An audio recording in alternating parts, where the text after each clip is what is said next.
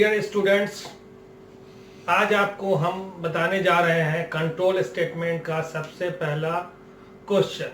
कौन सा क्वेश्चन होगा जो आपको हम पिछले ट्यूटोरियल में भी बताए हैं।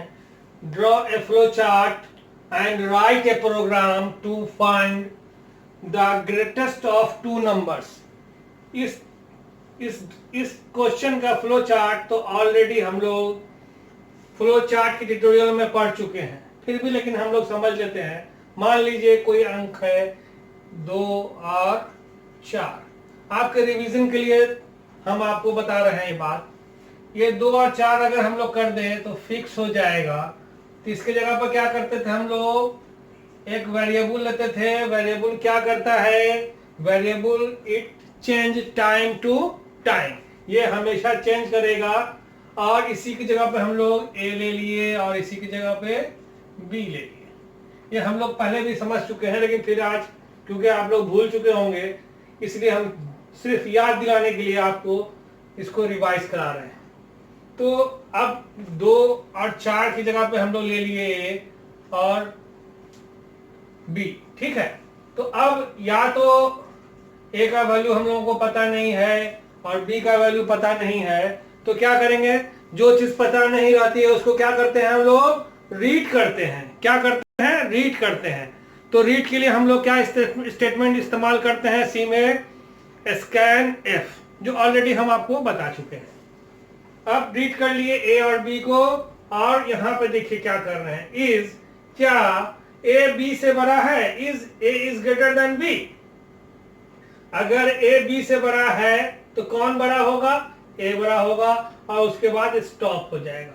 अगर ए बी से बड़ा नहीं होगा तो कौन बड़ा होगा, प्रिंट बी, यानी बी बड़ा होगा, उसको प्रिंट कर लेंगे और इसको स्टॉप कर लेंगे। अब इसी का प्रोग्राम लिखना हम लोग सीखते हैं। पिछले क्लास में भी हम लोग सीखे हैं। स्टार्ट की जगह पर क्या करते हैं, हैश इंक्लूड stdio.h। उसके बाद क्या लिखते हैं, हैश इंक्लूड conio.h। उसके बाद क्या लिखते हैं, void main।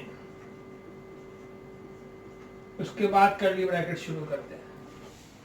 अब फिर से रिवीजन के लिए आपको बता दें, हैश इंक्लूड stdio.h। हैश क्या है, ये प्री प्रोसेसर है। इंक्लूड का मतलब क्या होता है, जुड़ जाना है। तो क्या कीजिए, पहले जुड़ जाइए किससे, standard input output header file से। जिस फाइल के आगे .h लगा होगा तो उस फाइल को हेडर फाइल बोलेंगे, ठीक है ना। तो इसी तरह कौन सा दूसरा है, प्री प्रोसेसर यूज कर रहे हैं, हैश इंक्लूड con, कंसोल बोलते हैं। con को क्या बोलते हैं, कंसोल। io का मतलब होता है इनपुट आउटपुट, और .h तो बता ही चुके हैं आपको अभी भी, .h हेडर फाइल होता है।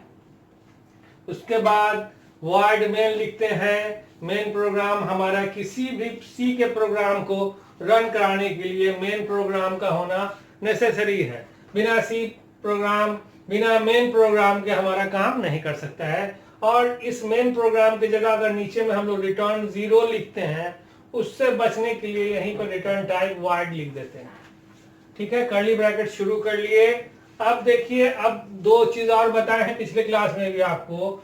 अगर हम लोगों को ए का वैल्यू वैसा नंबर देना है जो फ्रैक्शन पार्ट में ना हो, जो सिर्फ नंबर हो, तो उसको क्या बोलते थे, इंटीजर नंबर बोलते थे, ठीक है। तो इंटीजर नंबर वैसा नंबर होगा जिसमें कोई फ्रैक्शन पार्ट नहीं होगा। क्या होगा, कोई फ्रैक्शन पार्ट नहीं होगा। इसी तरह इसके लिए हम लोग शॉर्ट फॉर्म लिखते हैं इंट, और जब इसको स्कैन एफ या प्रिंट एफ करेंगे तो %d लिखेंगे। इसी तरह यहाँ पे हम लोग यूज करते हैं फ्लोट। फ्लोट नंबर वैसा नंबर होगा जिसमें फ्रैक्शन पार्ट होगा, यानी दशमलव के बाद कोई भी अंक हो, 0 हो, 2 हो, 4 हो, 5 हो। जैसे अगर कोई वैल्यू हम लोग इनपुट करना चाहते हैं 100 रुपया 50 पैसा, तो उसके लिए हम लोग इंटीजर वैल्यू नहीं लेंगे, क्या लेंगे? Float value. ठीक है, तो इसके लिए क्या करेंगे? परसेंट एफ लिखेंगे, फ्लोट लिखेंगे और परसेंट एफ लिखेंगे। ये हम लोग ऑलरेडी पहले डिस्कस कर चुके हैं, लेकिन जस्ट आपके लिए हम आपको थोड़ा हिंट दे रहे हैं। अब यहां से देखिए क्या करना है, कर्ली ब्रैकेट शुरू हो गया। अब यहां पर लिखेंगे इंट ए कॉमा बी, सेमीकोलन लगा देंगे। ठीक है, अब ये हो गया हमारा स्टार्ट का काम, और इसके बाद हम लोग अब रीड का काम करेंगे।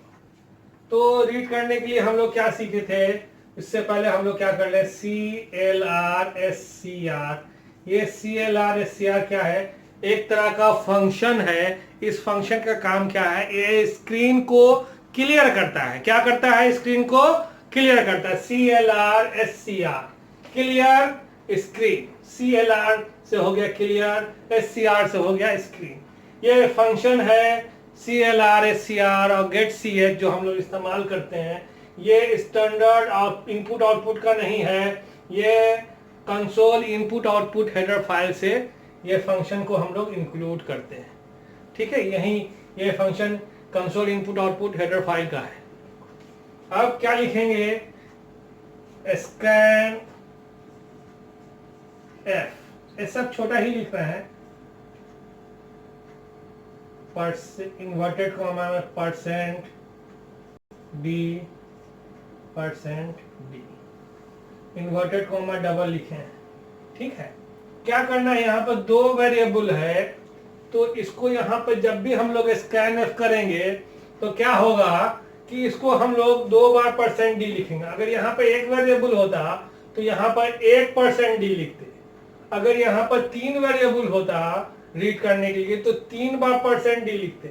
इसी तरह अगर ये इंटीजर नंबर की जगह फ्लोट नंबर होता तो यहाँ पर क्या करते? परसेंट डी के जगह पर परसेंट एफ लिखते, और जितना भी यहाँ वेरिएबल होता है उतना बार परसेंट एफ लिखते। ठीक है, अब इसके बाद क्या करते थे हम लोग? आप याद होगा आपको, इन परसेंट ए और इन परसेंट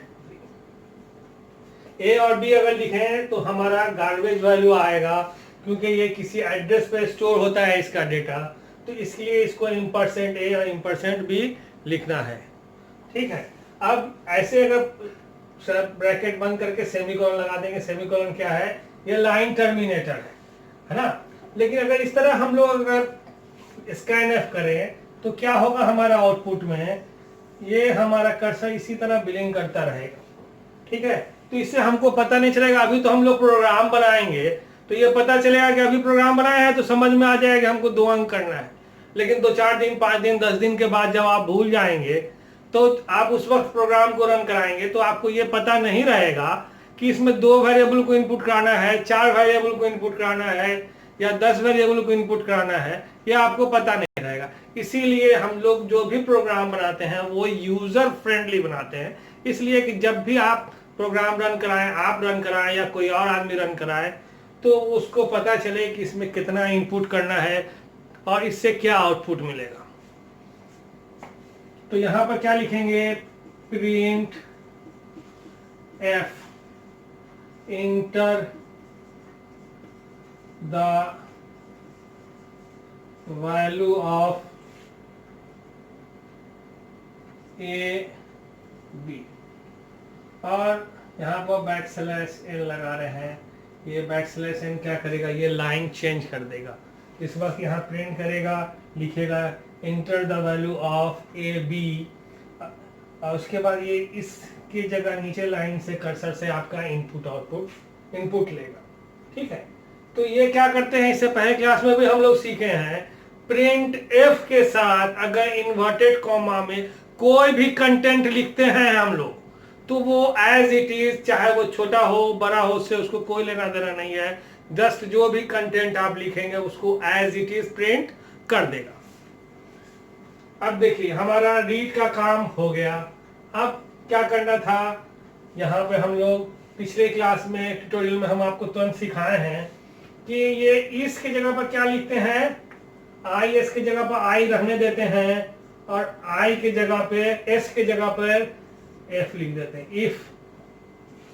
ठीक है, और कंडीशन भी सिखाए हैं आपको, जो कंडीशन दिया रहेगा उसके कॉरस्पॉन्डिंग हमारा क्या ये कंडीशन का ऑपरेटर होगा, वो हम आपको पिछले ट्यूटोरियल में यानी कंट्रोल स्टेटमेंट के ट्यूटोरियल में हम सिखाए हैं आप। और जिन लोगों ने ये वीडियो नहीं देखा है ट्यूटोरियल का, वो कंट्रोल स्टेटमेंट का ट्यूटोरियल देख लेंगे तो उनको ये समझ में आएगा।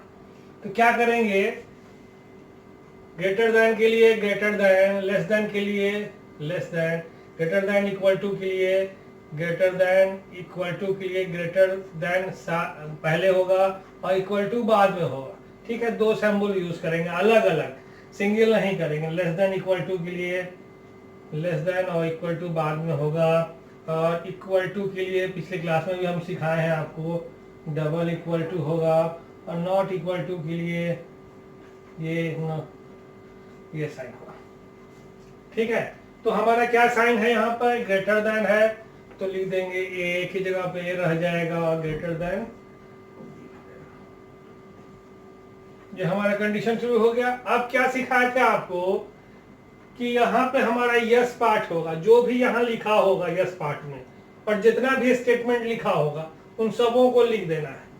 तो यहाँ पर क्या कर रहा है, प्रिंट ए लिख रहा है, तो यहाँ पर लिखेंगे प्रिंट की जगह पर क्या लिखते हैं, print F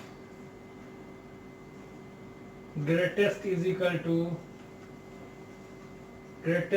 equal to percent D inverted comma बंद और ए सेमीकोलन।